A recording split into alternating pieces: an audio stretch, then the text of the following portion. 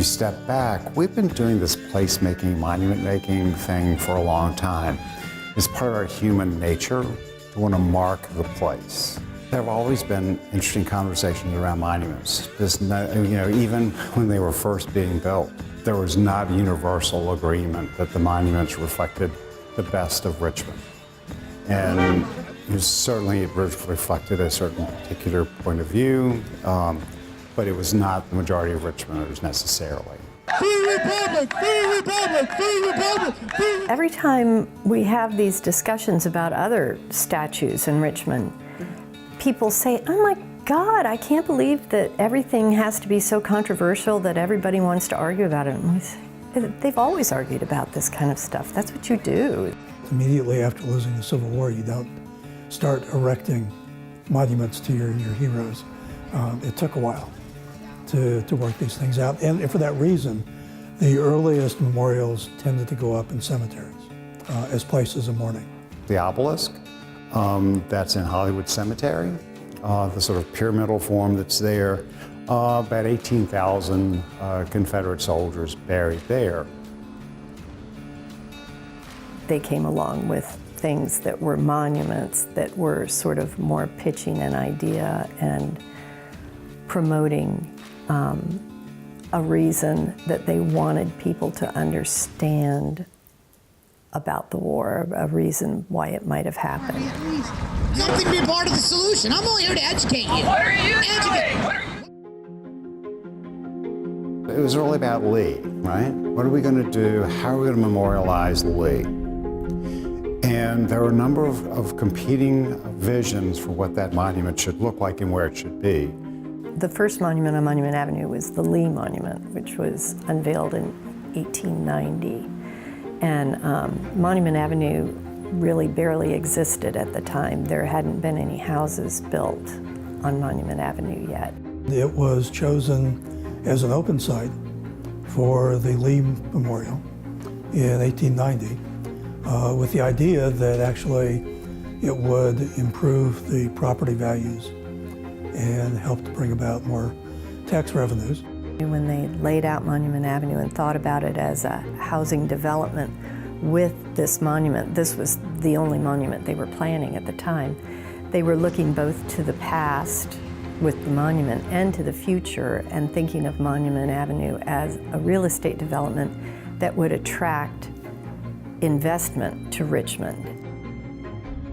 After Lee in 1890, then it was 17 years before the next monuments were done, and two of them were done at the same time. The Stewart was unveiled at the end of May, and Davis was unveiled at the beginning of June during a huge Confederate reunion here in Richmond. Followed by Stonewall Jackson, and then Matthew Fontaine Maury, 1929. And by then, in some ways, the monument building for the Lost Cause really had petered out.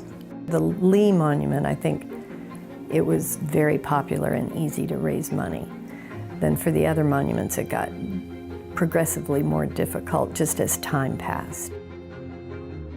But the city would often give money. For instance, the Stewart Monument, the city gave $10,000 on the condition that the monument would not be put on Capitol Square, that it could be used somewhere else in Richmond. And they didn't necessarily mean Monument Avenue, but that's where it ended up.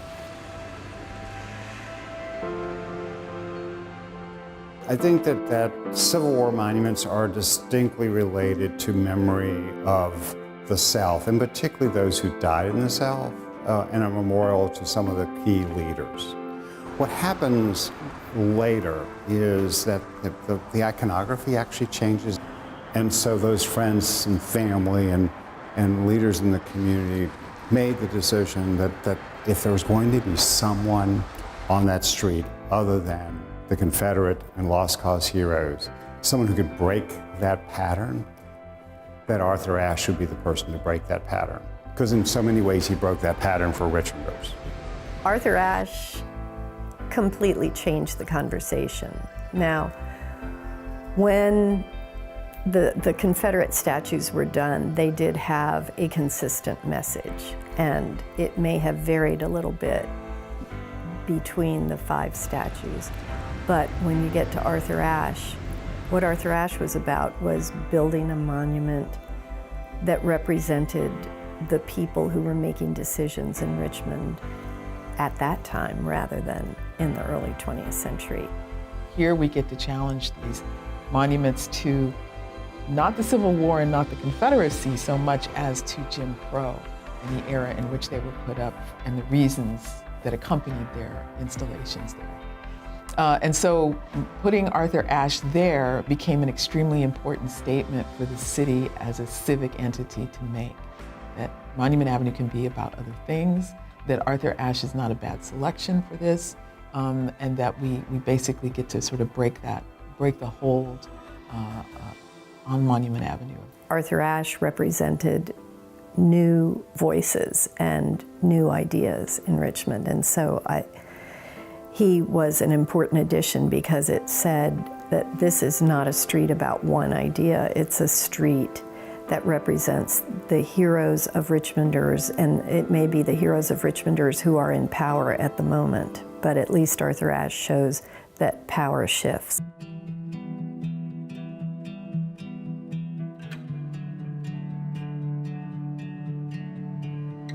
Right now, it's presenting really one side of the story.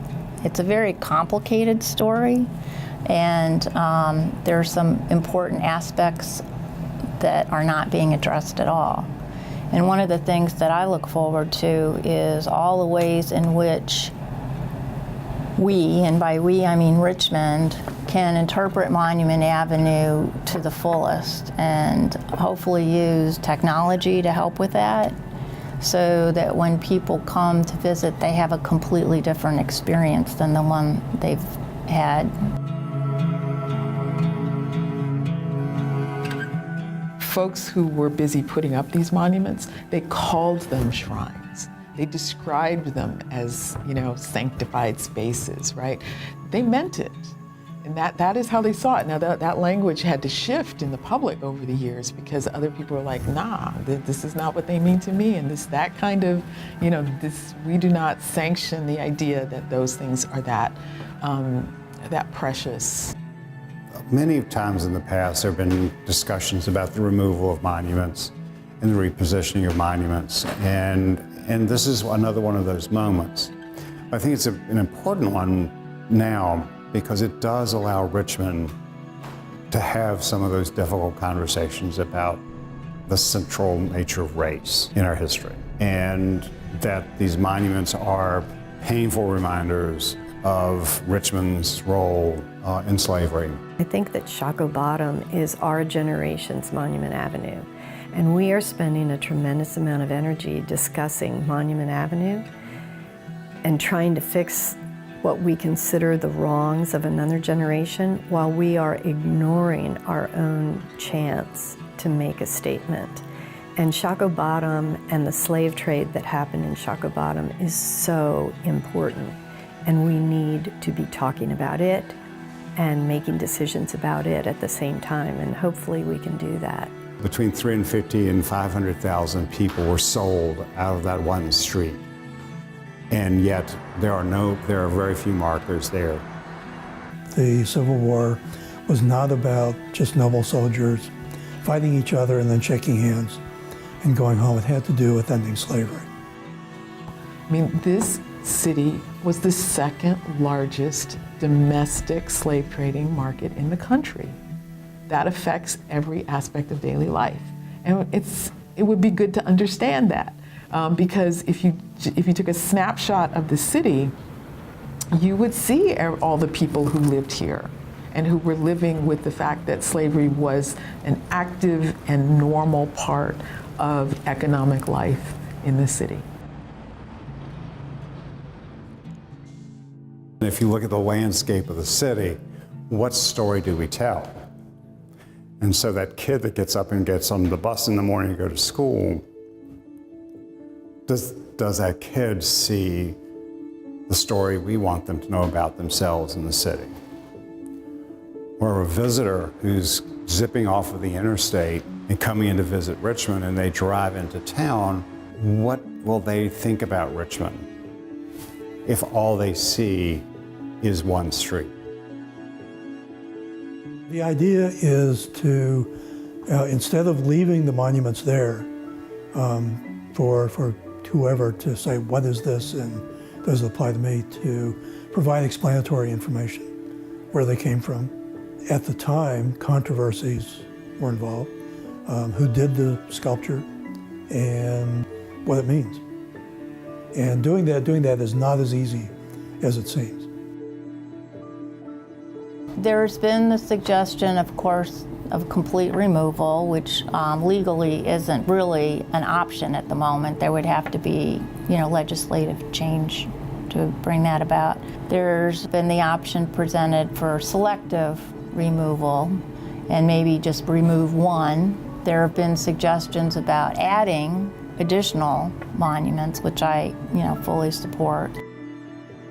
There are so many people who say, oh, you can't get rid of them because they're such great art.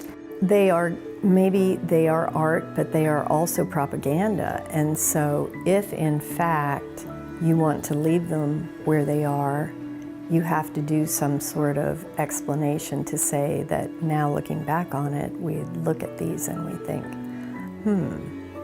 maybe there's something else we need to say about them. I hope that the monuments remain and that we come to more fully understand them and that everybody comes to more fully understand them. They've had their lifespan. It's time to put them to bed or bury them or whatever. They came into being for a very specific purpose. They cannot serve that purpose anymore, so they should go.